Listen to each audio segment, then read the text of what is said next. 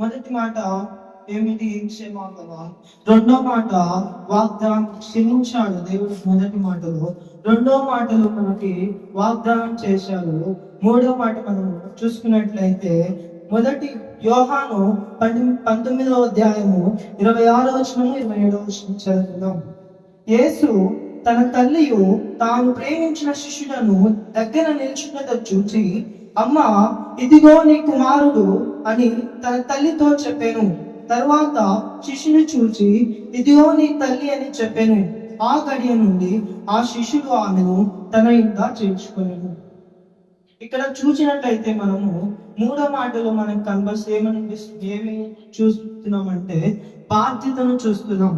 దేవుడు, ఆ దేవాది దేవుడు ఈరోజు నీ కొరకు నా కొరకు కల్వరి సిల్వలో బలి అవుతూ, నీ కొరకు నా కొరకు కొరడా దెబ్బలు తింటూ 39 కొరడా దెబ్బలు 136 కేజీల సిల్వ బరుగుతో ఆయన ఈరోజు సిల్వలో బలి అవుతూ ఉన్నాడు. అదే విధంగా మనం వాక్యంలో చదివినట్టు చూసినట్లయితే మనం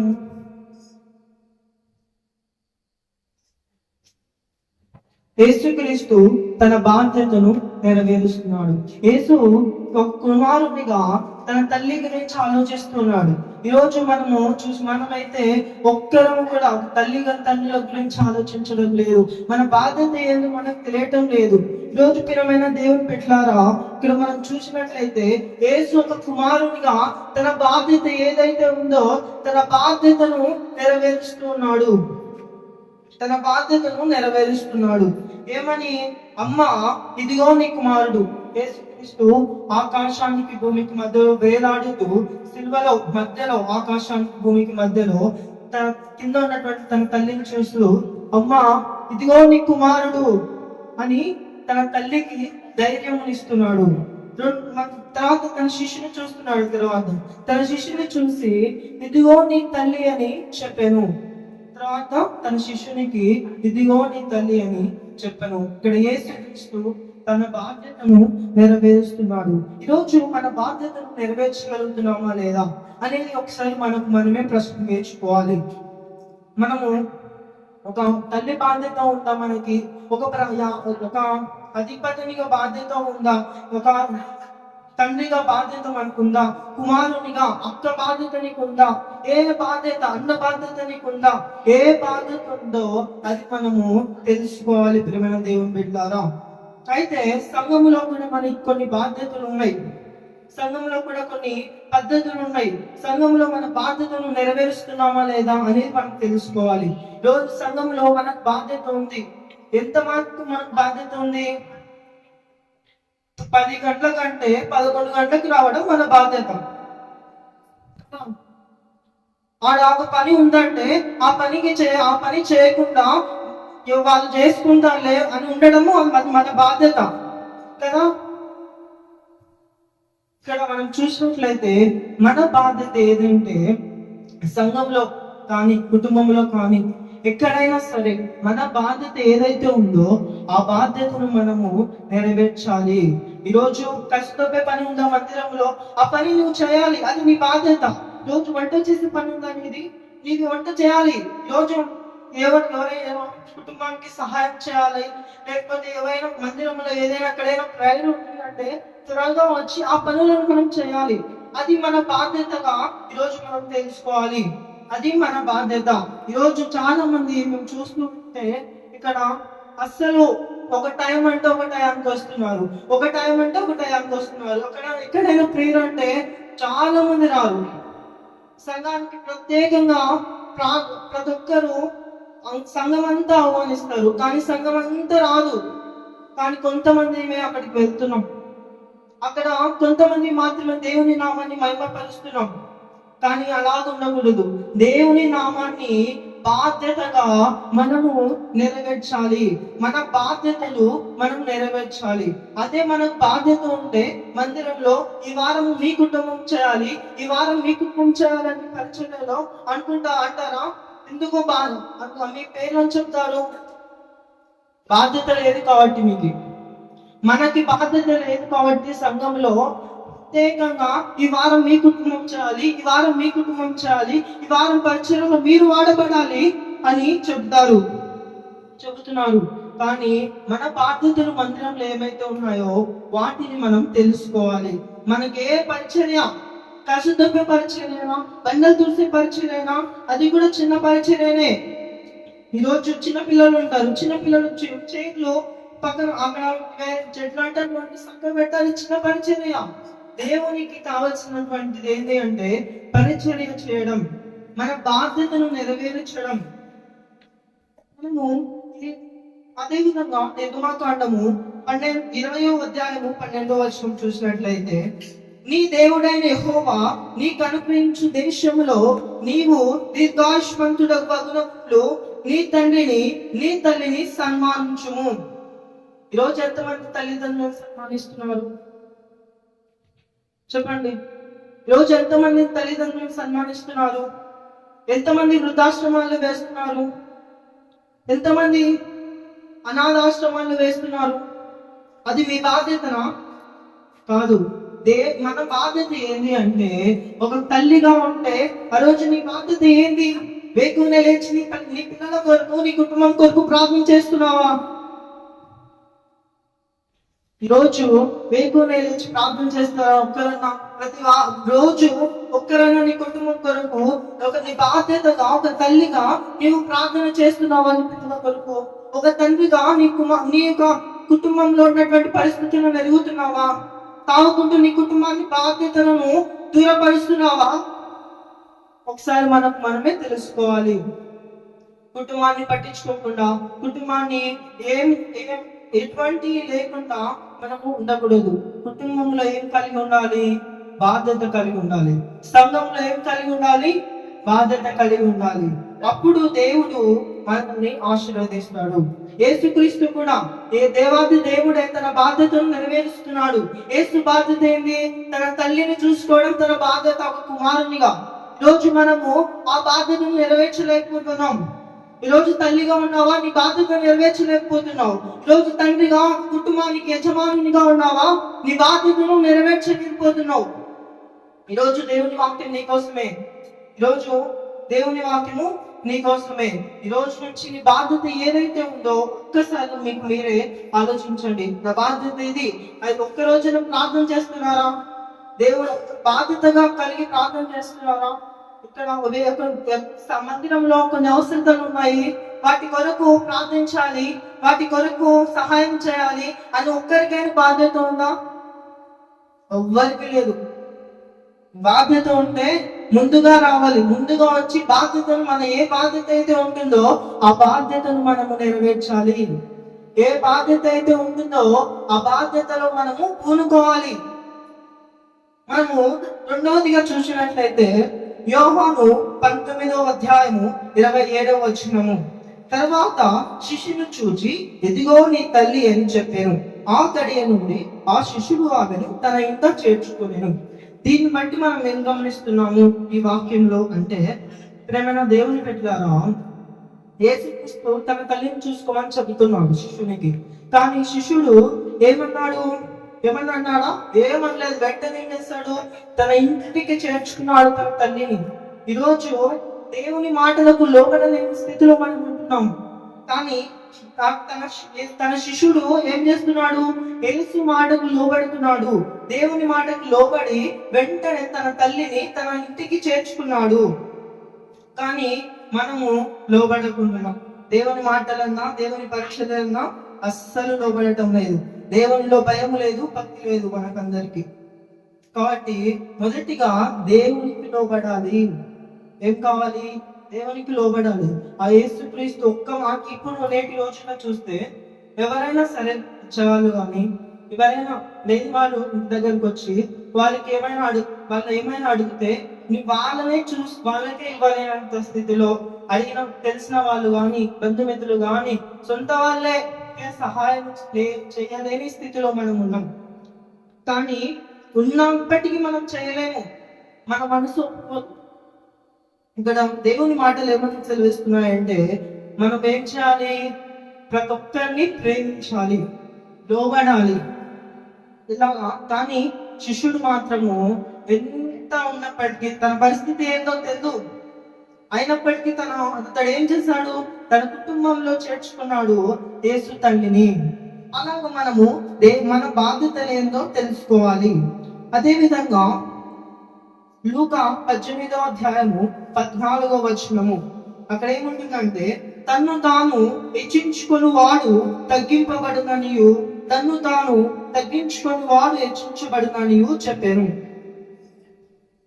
ఇక్కడ చూసినట్లయితే మనము తన్ను తాను హెచ్చించుకొని వాడు, తన్ను తాను హెచ్చించుకొని వాడు అంటే మన అతిక్రమములు కానీ, మన చాటును బట్టి కానీ, మన పనిని బట్టి కానీ, మనకున్నటువంటి సంపదను బట్టి కానీ, మనకున్నటువంటి వాటితో మనము కొంతమంది ఏమైతారంటే హెచ్చుగా ఉంటారు. వారి పెద్దగా ఆలోచిస్తుంటారు. అందరినీ ఏం చేస్తారంటే ఈక్వల్ గా చూడాలి వారు.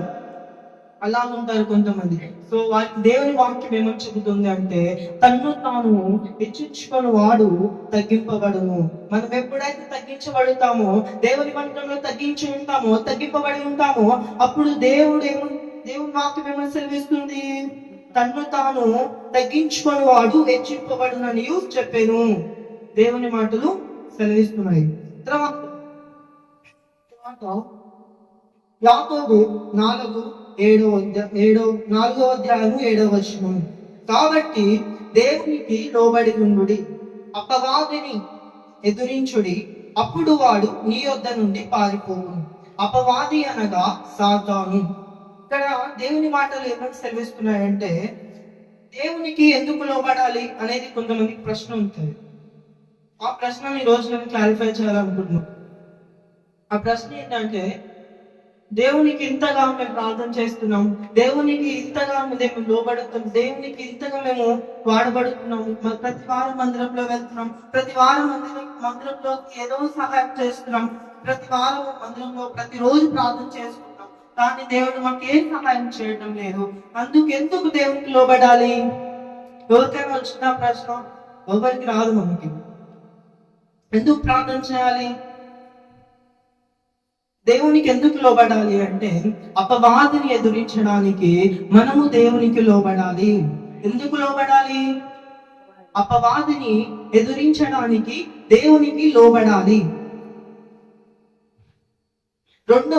దేవునికి లోబడడం అంటే, నీకు నాకు మధ్యవర్తులు ఉన్నటువంటి సేవకునికి సేవకురాలకి లోబడాలి. మొదటిగా దేవునికి లోబడాలి. రెండవదిగా సేవకునికి సేవకురాలకి మనము లోబడి ఉండాలి. వాళ్ళ మాటలన్నా వారికి మనం ఏం కావాలి? లోబడి ఉండాలి. ఏదైనా సరే ఏ మాట చెప్తే ఇది చేయాలంటే మనం చేయాలి. అది వారి మాటలకు విలువ ఇవ్వడం అంటే, వారి మాటలకు లోబడడం అంటే, మొదటిగా దేవునికి లోబడాలి, రెండవదిగా సేవకునికి లోబడాలి. మూడవదిగా తీతుకు 3వ అధ్యాయము 1వ వచనము, అధిపతులకును అధికారులకును లోబడి విధేయులుగా ఉండవలేను. ఇక్కడ దేవుని మాటలు సెలవిస్తున్నాయి. ఏమిటి అంటే, మనము ఎవరికి లోబడాలి? తర్వాత అధిపతులకు లోబడాలి, అధికారులకు లోబడాలి. నీకు ఎక్కడైతే పని ఉందో, ఎక్కడైతే జాబ్ చేస్తున్నావో, అక్కడ అధికారులు ఉంటారు, నీకన్నా పై వాళ్ళు ఉంటారు. అక్కడ ఏం చేయాలి? లోబడి ఉంటాప్పుడు నీ పోస్ట్ పెరుగుతుంది. ఎక్కడికి? పై పోస్ట్ పెరుగుతుంది నీకు. అలాగా దేవునికి లోబడి ఉంటే, అధికారులకు లోబడి ఉంటే మనం ఏమైతుంది? మన పోస్ట్ పెరుగుతుంది, దేవుని నామానికి మహిమ కలుగుతుంది. తర్వాత 4వదిగా 1 పేతురు 3వ అధ్యాయము 1వ వచనము, అటువలే స్త్రీలారా మీరు మీ స్వపురుషులకు లోబడి ఉండుడి. ఇక్కడ స్త్రీలు ఏముంది అని అనుకోకండి. స్త్రీలు అంటే ఇక్కడ స్త్రీలు పురుషులకు లోబడాలి, పురుషులు స్త్రీలకు లోబడాలి. ఏం కావాలి? మీరు నీ పురుషుడు అంటే, నీ స్వపురుషుడు అంటే నీ భర్త కానీ, నీ యజమానుడు కానీ ఏం కావాలి? లోబడాలి. తర్వాత ఒక భర్త నీవేం చేయాలి? యజమానురాలైనటువంటి నీ భార్యకు లోబడాలి. అంతే తప్ప ఒక భర్త ఒక మాట అంటే చాలు, దానికి 4-5 మాటలు ముందే అనేస్తారు. భార్య ఒక్క మాట అంటే చాలు, దానికి 5-6 మాటలు ముందే అనేస్తారు. కానీ అది లోబడటం కాదు. మనం దేవుని పిల్లగా క్రైస్తవులుగా మనకు ఉండవలసినవి ఉండకూడనిది ఏంది అంటే అహంకారం. మనం ఉండాల్సింది లోబడటం. దేవుని పిల్లలుగా మనము లోబడాలి. 5వదిగా 1 పేతురు 5వ అధ్యాయము 5వ వచనము, చిన్నలారా మీరు పెద్దలకు లోబడి ఉండుడి, మీరందరూ ఎదుటివాని ఎడల దీన మనస్సు అను వస్త్రము ధరించుకొని మిమ్మును అలంకరించుకునుడి. దేవుడు అలంకారులను ఎదురించి దీనులకు కృప అనుగ్రహించును. ఇక్కడ చిన్నలారా అని రాయబడింది. చిన్నలారా అంటే ఏంటి? 1 సంవత్సరం చిన్నే. నువ్వు ఎంత పెద్ద అయినా, ఎంత పెద్ద జాబ్ చేస్తున్నప్పటికీ, ఎంత పెద్ద పని చేసినప్పటికీ, నువ్వు ఎంత పెద్దవాళ్ళ ముందర మనం ఏంటి? చిన్నవారము. కాబట్టి మనకేం చెప్తుంది వాక్యము అంటే, మీరు పెద్దలకు లోబడి ఉండుడి.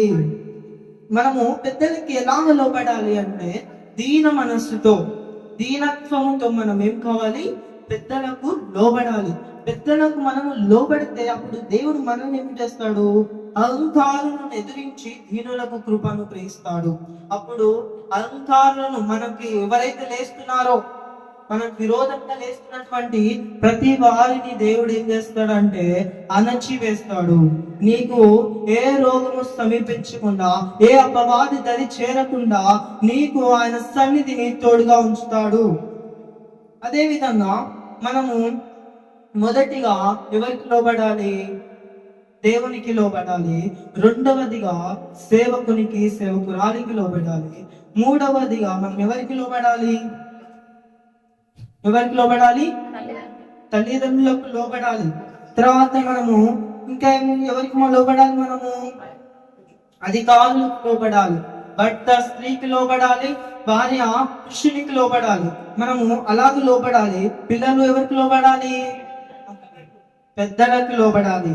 అప్పుడు మనము లోబడి ఉంటే దేవుడు మనల్ని హెచ్చుగా ఉంచుతాడు. అదే విధంగా మనము చూసినట్లయితే యోహాను 19వ అధ్యాయము 26వ వచనం, యేసు తన తల్లియు తాను ప్రేమించిన శిష్యులను దగ్గర నిల్చుట చూచి, అక్కడ ఏమని ఉంది? యేసు తల్లియు అని ఉంది, పక్కన ఏముంది? తాను ప్రేమించిన శిష్యులను. అక్కడ తాను ప్రేమించిన శిష్యుడని అని ఎందుకుంది? తన శిష్యుడని ఉండొచ్చు కదా.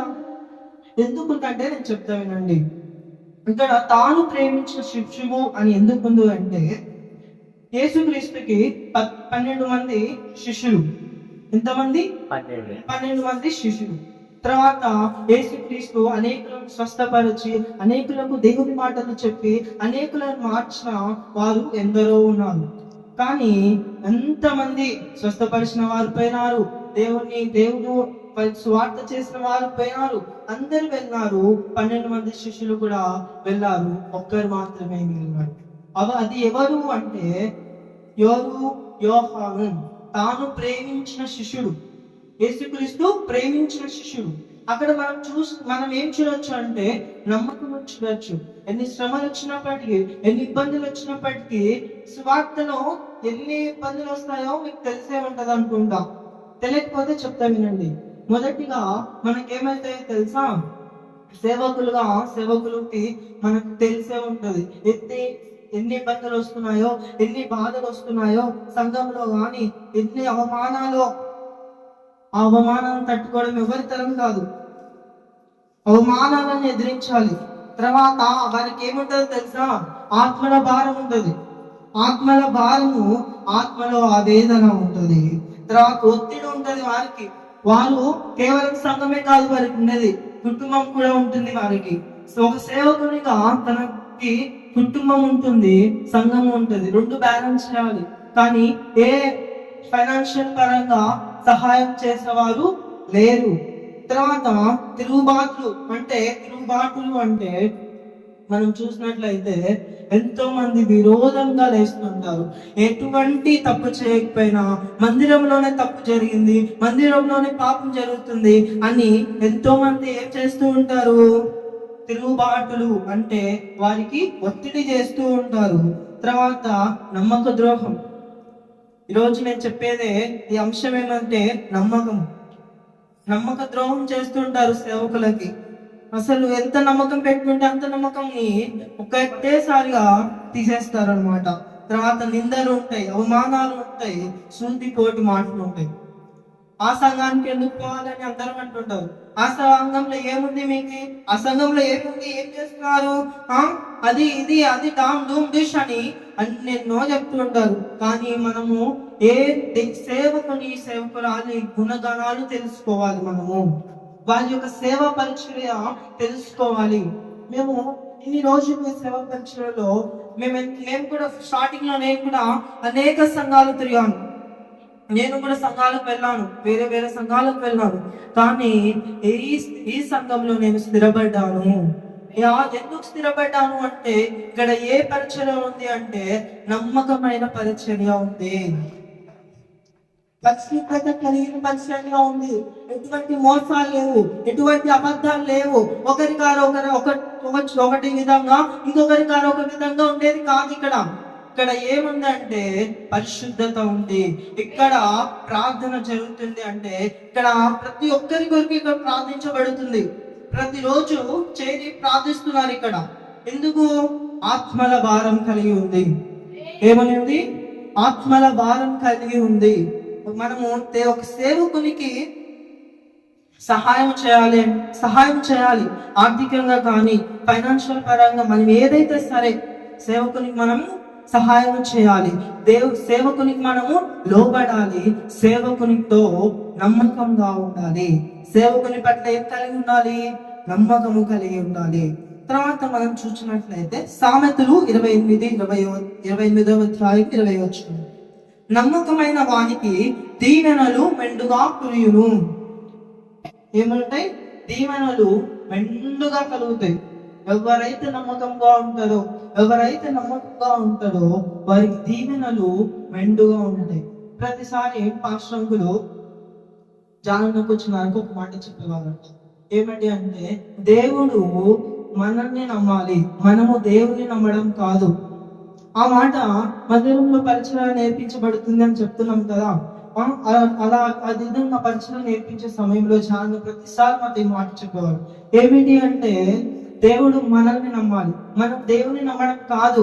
దేవుని మనం నమ్ముతాం, ఎంతైనా నమ్ముతాం, కానీ దేవుడు మనల్ని నమ్మాలి. సేవకుడు ఉన్నాడు, సేవకుడు మనల్ని నమ్ముతున్నాడా లేదా? ఈరోజు సేవకురాలు మనల్ని నమ్ముతున్నా లేదా? సంఘంలో ఎన్నో దొంగతనాలు చేస్తున్నారు, ఎన్నో తీసుకొని వెళ్తున్నారు. అసలు నీది ఏంటి అసలు? అది కాబట్టి నమ్మకమైన వానికి దీవెనలు మెండుగా కురియును. ఎవరైతే నమ్మకంగా ఉంటారో వారికి దీవెనలు మెండుగా కురుస్తాయి. తర్వాత ఇంకొక మాట చూపిస్తాను. ప్రకటన 2వ అధ్యాయము 10వ వచనము, ఇదిగో మీరు శోధింపబడినట్లు అపవాది మీలో కొందరిని చెరలో వేయింపబోచున్నాడు. 10 దినములు శ్రమ కలుగును, మరణము వరకు నమ్మకంగా ఉండము, నేను నీకు జీవ కిరీటం ఇచ్చేదను. ఏం కావాలి? మనము మరణము వరకు, మనం ప్రాణం ఉన్నంత వరకు ఏం కలిగి ఉండాలి? నమ్మకము కలిగి ఉండాలి. మనల్ని నమ్మకంని పోగొట్టుకోవద్దు. నమ్మకాన్ని సంపాదించాలంటే చాలా టైం పడుతుంది, కానీ నమ్మకాన్ని ఒక్కసారి కాపాడుకోవడానికి చాలా టైం పడుతుంది. నమ్మకాన్ని ఒక్కసారి వదులుకోవాలంటే వెంటనే వదులుకోవచ్చు, ఒక్క క్షణంలో వదులుకోవచ్చు నమ్మకాన్ని. కాబట్టి నమ్మకం కోల్పోకూడదు. అదేవిధంగా లూకా 16వ అధ్యాయము 10వ వచనము, మిక్కిలి కొంచెములో నమ్మకంగా ఉండువాడు ఎక్కువలోనూ నమ్మకంగా ఉండును. మిక్కిలి కొంచెములో అన్యాయంగా ఉండువాడు ఎక్కువలోనూ అన్యాయంగా ఉండును.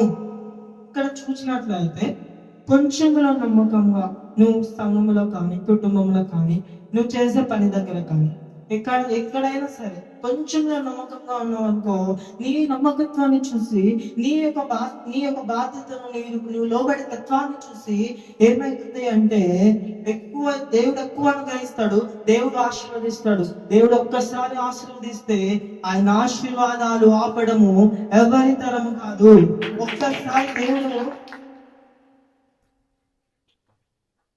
ఒకసారి దేవుడు కరుణించకపోతే, దేవుడు మన పైన చాలి చూపకపోతే మనం ఏ పాటి వారమో మనము ఎరగలేము.